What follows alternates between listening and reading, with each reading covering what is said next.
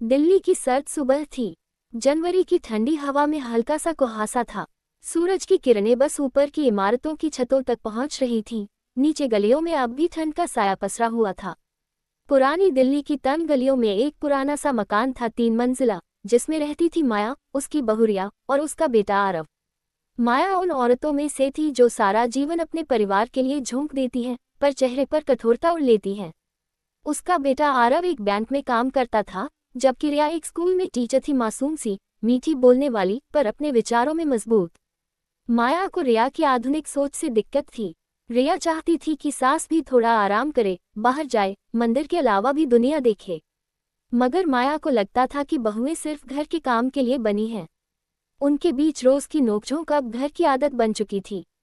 आरव अक्सर बीच में पड़ता, कभी सास को मनाता, कभी बीवी को। एक रविवार की सुबह रिया जल्दी उठी। मान जी, आज चलिए न कनॉट प्लेस। आरव भी आएगा, थोड़ा घूम लेते हैं, नई दुकानें देख लीजिए। माया ने अखबार से नजर उठाए, हमको क्या लेना घूमने फिरने से। औरत की उम्र में ऐसे मॉल बाजार शोभा नहीं देते। रिया मुस्कुराए, मान जी, जिंदगी में कभी कभी बाहर की हवा भी जरूरी होती है। माया ने कुछ नहीं कहा, पर उसके चेहरे पर हल्की सी मुस्कान आ गई। शाम तक तय हुआ कि माया नहीं जाएगी, आरव और रिया दोनों बाजार निकलेंगे। दोपहर के वक्त कनॉट प्लेस भीड़ से भरा हुआ था। रिया एक गिफ्ट शॉप में थी, आरव पास की पार्किंग में गया था। तभी एक भयानक धमाका हुआ। पूरा इलाका हिल उठा, धुएं का बादल आसमान तक छा गया। लोग भागते, गिरते, चिल्लाते हुए इधर उधर भाग रहे थे। रिया का दिल जोर जोर से धड़कने लगा।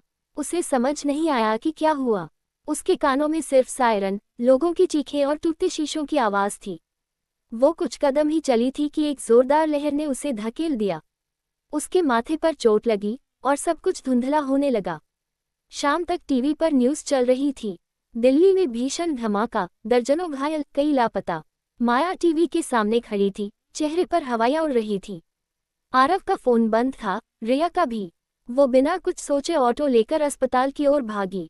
एक एक अस्पताल में नाम पूछती, भीड़ में लोगों से भिड़ती, पुलिस से झगड़ती, पर दोनों का कोई पता नहीं। रात गहरी हो चुकी थी जब उसे एक नर्स ने बताया, एक युवती है, नाम शायद रिया। बेहोश है, लेकिन जिंदा।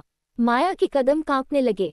वो दौड़ती हुई वार्ड में पहुंची। रिया बेहोश थी, चेहरे पर खून के निशान, पर सांसें चल रही थी। माया के आंसू खुद ब खुद निकल आए। बहू, तू बोल ना, कुछ बोल।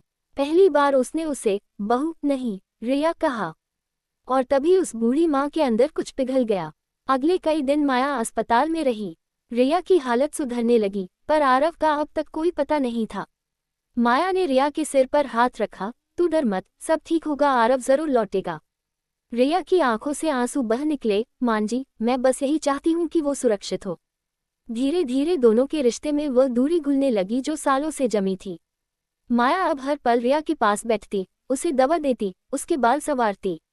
डॉक्टर भी हैरान थे, जिस औरत ने कभी बहू से बात तक ठंडे स्वर में की थी, आज वही उसके लिए सब छोड़ बैठी थी।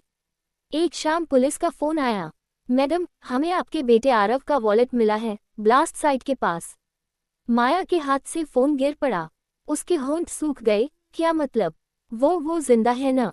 अधिकारी ने धीरे से कहा, हमें माफ कीजिए, शरीर की पहचान मुश्किल थी, पर दस्तावेज मिले हैं। माया की आंखों में दुनिया डूब गई। उसने रिया को कुछ नहीं बताया, बस कमरे में जाकर दरवाजा बंद कर लिया। घंटों तक रोती रही, कभी बेटे का नाम पुकारती, कभी भगवान से लड़ती। जब बाहर निकली तो चेहरा सूजा हुआ था, पर आवाज में दृढ़ता थी। रिया को मत बताना, अभी वो नहीं संभल पाएगी। कुछ दिन बाद जब रिया को सच पता चला, वो बुरी तरह टूट गई। उसने माया के गले लगकर कहा, मां जी, मैंने हमेशा आपको गलत समझा, पर आज समझ में आया कि एक माँ का दिल कितना गहरा होता है। माया ने उसकी पीठ थपथपाई, री, अब तू ही मेरी आरव है। तू रहेगी तो मेरा बेटा मुझ में रहेगा। उस दिन पहली बार दोनों ने एक दूसरे को कसकर गले लगाया। उस गले में नफरत नहीं, बस दो टूटे दिलों का सहारा था।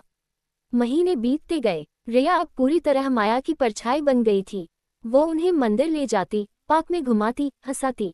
घर में अब पहले जैसी ठंडक नहीं थी, अब वहाँ अपनापन था। पर जैसे ही जिंदगी ने मुस्कुराना शुरू किया, किस्मत ने एक और इम्तिहान रख दिया। माया को सांस लेने में दिक्कत होने लगी।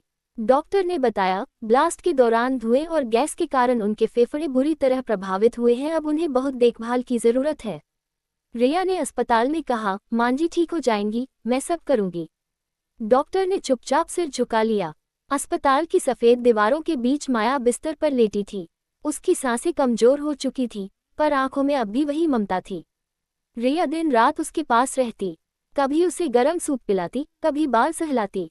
माया कहती, री, तू बहुत थक गई होगी।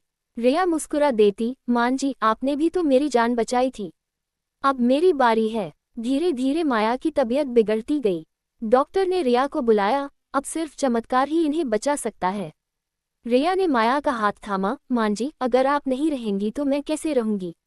माया ने मुस्कुराकर कहा, धूप हमेशा रहती है री, बस कभी कभी धुआं उसे ढक लेता है। रिया फूट फूट कर रो पड़ी। रात के 3 बजे माया ने आखिरी बार अपनी बहू का चेहरा देखा। मेरी धूप, तू मेरे आरव की आखिरी निशानी है, तू जिएगी तो मैं भी जिंदा रहूंगी। और अगले ही पल उसकी सांसें थम गईं। रिया वहीं बैठी रही, उसका हाथ थामे। आंसू रोके नहीं रहे थे, पर अब वह अकेली नहीं थी, क्योंकि माया का प्यार, उसकी याद, उसकी सीख अब उसके अंदर बस चुकी थी। कुछ महीने बाद रिया ने एक संस्था खोली, धूप और धुआं ट्रस्ट, जो आतंक हमलों से प्रभावित परिवारों की मदद करती थी। वो कहती थी, मांजी सिखा गई कि जिंदगी में धुआं चाहे कितना भी गाढ़ा हो, धूप फिर लौटती है, बस उम्मीद जिंदा रखो। उस दिन कनॉट प्लेस के उसी कोने पर सूरज ढल रहा था। भीड़ थी, आवाजें थी, पर रिया के चेहरे पर सुकून था। उसने आसमान की तरफ देखा, जैसे कोई अदृश्य आशीर्वाद उसे छू गया हो। माया चली गई थी, पर उसकी ममता अब हवा में थी, उसके हर सांस में धूप की तरह मौजूद